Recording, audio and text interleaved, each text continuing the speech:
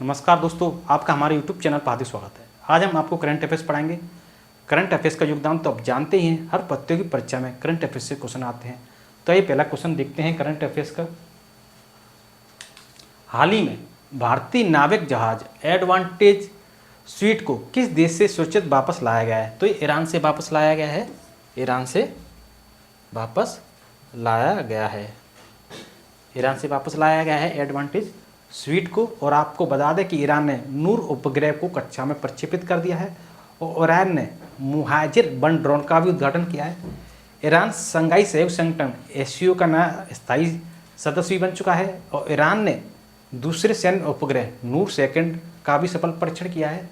Iran ने नई पीढ़ी की बैलिस्टिक मिसाइल खैबर का भी सफलतापूर्वक परीक्षण किया है। नेक्स्ट क्वेश्चन देखते हैं। हाल ही में किस पूर्व क्रिकेटर की बायोपिक 800 रिलीज हुई है? तो ये मुथैया मुरलीधरन है, इनकी रिलीज हुई है मुथैया मुरलीधरन। नेक्स्ट क्वेश्चन है, हाल ही में भारत ओपेक ऊर्जा वार्ता की छठी बैठक कहाँ आयोजित की गई है? तो ये ऑस्ट्रिया में आयोजित हुई है। हाल ही में इस्लामिक अरब शिखर सम्मेलन कहाँ संपन्न हुआ है? तो रियाद में शुरू हुआ है।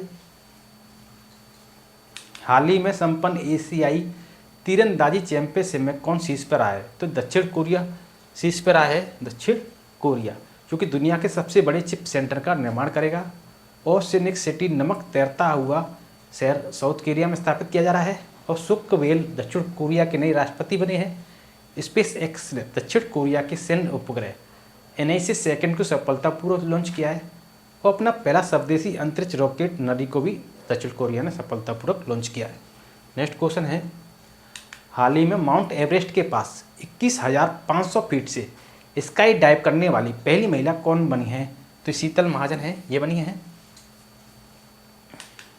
हाल ही में बीकानेर वाला के संस्थापक का निधन हुआ है। उनका नाम क्या है? तो उनका नाम है केदारनाथ अग्रवाल। सिल्क क्यारा सुरंग जो खबरों में थी किस राज्य में स्थित है? तो ये उत्तराखंड में है। 41 मजदूर फंस गए थे, सुरक्षित वापस निकाल लिए गए सभी के सभी। किस शहर ने दिवाली की पूर्व संध्या पर 22.23 लाख मिट्टी के दीपक जलाने का विश्व रिकॉर्ड बनाया है? तो अयोध्या ने बनाया है। और आपको बता दें कि 2022 में भी राम की पेड़ी के घाटों पर 17 लाख से ज़्यादा दीपे जलाए गए थे। सरयू नदी के तट पर स्थित इस शहर ने अपना ही विश्व रिकॉर्ड तोड़ दिया। हाल ही में किस शहर ने हाल ही में भारत और किस देश के बीच संयुक्त अभ्यास मित्र शक्ति 2023 शुरू हुआ है? तो ये श्रीलंका के साथ शुरू हुआ है। माउंट एटना जो खबरों में था किस देश में स्थित है? तो ये इटली में स्थित है।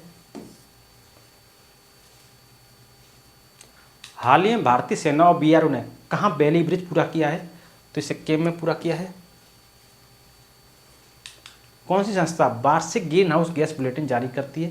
तो संयुक्त राष्ट्र की संस्था है एक WMO विश्व मौसम विज्ञान संगठन जो वार्षिक ग्रीन हाउस गैस बुलेटिन जारी करती है। इसके अनुसार जलवायु जो ग्लोबल वार्मिंग है, जो ग्रीन हाउस गैस हैं, जो मुख्यतः 3 गैस हैं, कार्बन डाइऑक्साइड, मीथेन और नाइट्रस ऑक्साइड ने रिकॉर्ड तोड़ स्तर पर इसके वृद्धि कर दी है और जलवायु परिवर्तन हो रहा है इसकी वजह से। लोकसभा आचार समिति ने किस संसद सदस्य की निष्कासन की सिफारिश करने वाली एक रिपोर्ट अपनाई है? तो ये महुआ मोइत्रा हैं, तृणमूल सांसद हैं ये। और पूछताछ के बदले नगद नोट का मामला चला था इनका। खबरों में नजर आए कार्लो रोवेल्स किस पेशे से जुड़े हुए हैं? तो ये भौतिक विज्ञानी हैं। तो इन्होंने व्हाइट होल्स की सिद्धांत है उसको दिया है। इन्होंने कहा है कि white holes inside the horizon मैंने ब्लैक होल के विपरीत इन्होंने बताया है कि व्हाइट होल की सैद्धांतिक अस्तित्व की व्याख्या इस तरह की है कि सभी पदार्थों का जो अंतिम कब्रिस्तान है वो ब्लैक होल माना जाता है। यहाँ जो कुछ भी होता है वो प्रकाश इससे बच नहीं सकता है, लेकिन व्हाइट होल में एक नए ब्रह्मांड का निर्माण इसमें कर सकते हैं। हाल ही में प्रसिद्ध वीडियो चैट ओमेगल कितने साल बाद बंद हुआ है? तो 14 साल बाद बंद हुआ है। हाल ही में किस राज्य के रंगिया और मरियानी रेलवे स्टेशन को ई ट्रैक्ट स्टेशन का प्रमाण पत्र मिला है? तो असम का है। हाल ही में जारी QS यूनिवर्सिटी रैंकिंग 2024 में कौन शीर्ष पर रहा है? तो पेकिंग यूनिवर्सिटी है, ये शीर्ष पर है। 9वें भारत अंतर्राष्ट्रीय विज्ञान महोत्सव 2023 का मेजबान कौन सा राज्य है? तो हरियाणा है ये। हाल ही में 2024 में घूमने के लिए सबसे बढ़िया गंतव्य स्थल कौन सा बना है? तो ये सिक्किम है ये। हाल ही में किस राज्य में पहला रेल कोच रेस्टोरेंट खोला गया है? तो ये गुजरात में खोला गया है। प्रतिवर्ष 14 नवंबर को दुनिया भर में किस रोग के बारे में जागरूकता फैलाने के उद्देश्य से एक दिवस मनाया जाता है? तो ये डायबिटीज मधुमेह रोग है, इसके बारे में मनाया जाता है। किस भारतीय को पुरुषों के world athlete of the year पुरस्कार के लिए चुना गया है? तो ये नीरज चोपड़ा को चुना गया है। एम्बेड्स एंड मिलेट्स गीत के गायक कौन है जिसे ग्रैमी पुरस्कार के लिए नामित किया गया?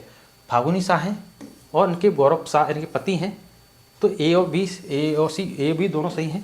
तो इनके पति हैं, ये इन्हें गाया है और प्रधानमंत्री मोदी जी का ये गीत है। और 2024 के ग्रैमी अवार्ड्स में इसके सर्वश्रेष्ठ वैश्विक संगीत प्रदर्शन श्रेणी में इसको नामांकित किया गया है। और यह गीत विश्व की भूख को कम करने के लिए एक संभावित कुंजी के रूप में सुपर अनाज के बारे में जागरूकता बढ़ाने के लिए बनाया गया। हाल ही में गोवा में आयोजित हुए राष्ट्रीय खेलों में 200 पदकों का आंकड़ा पार करने वाला पहला राज्य कौन सा बना है? तो ये महाराष्ट्र बना है। हाल ही में किस देश की लंबी दूरी के परिवहन ड्रोन ने उड़ान परीक्षण का पहला चरण पूरा किया है? तो ये रूस का है, लंबी दूरी का ड्रोन। हाल ही में भारत के पर्यटन ने कहाँ के वर्ल्ड ट्रैवल मार्केट में शानदार उपस्थिति दर्ज कराई है? तो ये लंदन का है, लंदन में शानदार उपस्थिति कराई है भारत के। हाल ही में कहाँ मोरारजी देसाई राष्ट्रीय योग संस्थान में अतिरिक्त योग थेरेपी कक्ष का उद्घाटन किया गया है? तो ये नई दिल्ली में किया गया है। हाल ही में G7 विदेश मंत्रियों की बैठक कहाँ हुई है? तो जापान में हुई है ये। हाल ही में किसने दुनिया का सबसे तेज इंटरनेट लॉन्च किया है? तो चीन ने सबसे तेज इंटरनेट लॉन्च किया है।